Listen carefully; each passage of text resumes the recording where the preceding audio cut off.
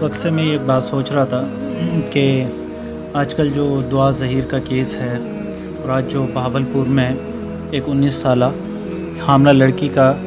جو عدالت کے باہر قتل ہوا ہے جس نے اپنی پسند کی شادی کی تھی، تو میں سوچ رہا تھا کہ اس پر گفتگو کی جائے اور کچھ اپنی رائے کا اظہار کیا جائے اور آپ سے بھی اس بارے میں پوچھا جائے کہ یہ سب کچھ جو ہو رہا ہے آخر اس میں غلطی کس کی ہے؟ کیا اس بچی کی غلطی ہے جو گھر سے بھاگ کر کسی لڑکے سے نکاح کر رہی ہے، یا والدین کی غلطی ہے جو اس لڑکی کو یا اس لڑکے کو اس کی پسند کی شادی کرنا ہی نہیں دینا چاہتے؟ بہت سارے خیالات اور سوچ اس بارے میں آتی ہیں کہ ایک مسلم معاشرے کے اندر ہمیں اس بارے میں کیا گفتگو کرنی چاہیے، اور مسلم معاشرہ اور ہماری اسلامی ثقافت، قرآن و حدیث کے دلائل ہمیں شادی، نکاح اور محبت کے بارے میں کیا بات بتاتے ہیں، اس کے بارے میں گفتگو کرنا چاہتا ہوں۔ پہلی بات تو یہ ہے کہ جب بھی کوئی لڑکی گھر سے بھاگ کر شادی کرتی ہے، جس طرح دعا زہرا اور ظہیر کے کیس میں ہوا، اس میں مختلف فرقہ اور مختلف مسالک کے لوگوں نے اس کو بطور کارڈ کے استعمال کیا اور اس کے اندر مختلف باتیں اور مختلف پہلو ڈھونڈے۔ سوشل میڈیا پر بہت گرما گرمی اس کے بارے میں رہی اور لوگوں نے بہت سی باتیں کہی، کسی نے دعا زہرا کو گالیاں دی، کسی نے برا بھلا کہا، کوئی ان کے والدین کے حق میں کھڑا ہوا اور کوئی بچے اور بچی کے حق میں کھڑا ہوا۔ تو کچھ ایک فیصلہ کرنے والے کو صحیح راہ نہیں ملی۔ پہلی بات تو آپ یہ سوچ لیں کہ ایک 18 سال کی بچی اور ایک 18 سال کا لڑکا، 19 سال کا لڑکا، آخر وہ گھر سے بھاگے ہی کیوں ہیں؟ آخر وجہ بنی کیا ہے؟ کیا اسلام ان دونوں کو نکاح سے منع کرتا ہے کہ وہ شادی نہ کریں؟ پہلی بات تو یہ دیکھیں کہ اسلام نے آپ کو سیدھا سے ایک فارمولہ دیا ہے کہ جب بھی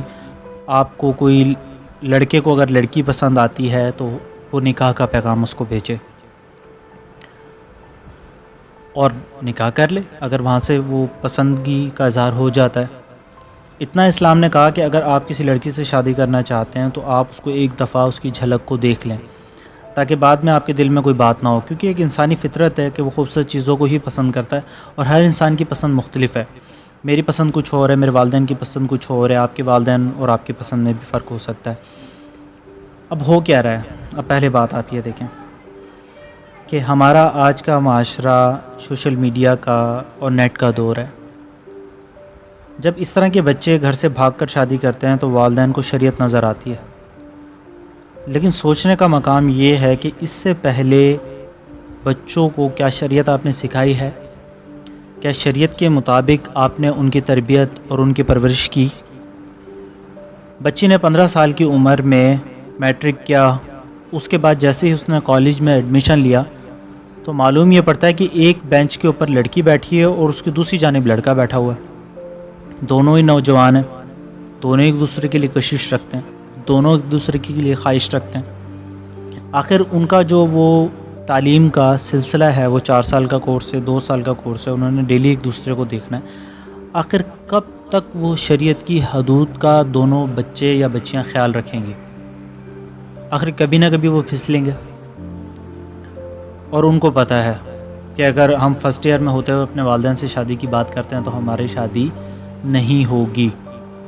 اور اس کی بنیادی طور پر وجوہات کیا ہیں؟ لڑکی والوں نے کہنا ہے کہ جس لڑکے سے تم شادی کر رہی ہو وہ کرتا کیا ہے، اس کے پاس جاب ہے، کیا اس کا اپنا بزنس ہے، کیا اس کا اپنا گھر ہے؟ اور لڑکوں والوں کی کیا ڈیمانڈ ہے کہ جس سے آپ شادی کر رہے ہیں وہ لڑکی والے ہمیں کتنا جہیز دے سکتے ہیں، کیا وہ ہمارے معیار کے لوگ ہیں، کیا وہ ہمارے خاندان کی برابری کر سکتے ہیں؟ اب اس ساری صورتحال کے اندر لڑکا اور لڑکی تمام خامیوں کو دور رکھتے ہوئے یا تو وہ برائی کا ارتکاب کرتے ہیں، زنا کی جانب چلے جاتے ہیں، یا دوسری ایک سوچ اور فکر ان کے پاس ہوتی ہے کہ وہ گھر سے بھاگیں، اپنے خاندان کا، اپنے معاشرے کا، وہ وہاں سے بھاگیں، ان کے خلاف جائیں اور کہیں بھاگ کر شادی کر لیں۔ اب شادی آپ کی ہو گئی، عدالت نے، پاکستان کے قانون نے، چاہے اسلام نے اس کو غلط کہا، آپ کا اسلامی سلطنت، اسلامی مملکت، اس کے اندر ہی قانون موجود ہے کہ اگر بچی اور بچہ بالغ ہیں، وہ گھر سے نکل آئے ہیں، انہوں نے اپنی رضامندی سے شادی کر لی ہے، تو قانون ان کی حفاظت کا ذمہ دار ہے۔ اب وہ دونوں بچی شادی کر لی، نکاح ہو گیا، اب کیا ہے کہ والدین والے اٹھ کھڑے ہوئے ہیں لڑکی کے، وہ عدالت جاتے ہیں، لڑکے کے خلاف اغوا کا مقدمہ درج کرواتے ہیں،